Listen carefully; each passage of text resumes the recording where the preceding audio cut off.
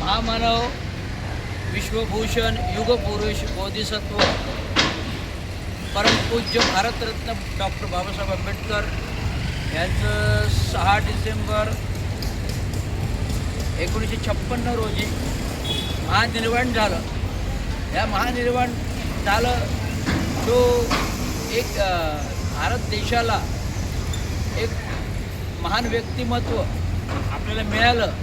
आणि आज आपण सर्व केवळ अनुसूचित जाती जमाती नाही तर सर्व भारत सर्व जाती धर्माच्या लोकांना प्रेरणा देणारं असं डॉक्टर बाबासाहेब आंबेडकरांचं स्थान आहे.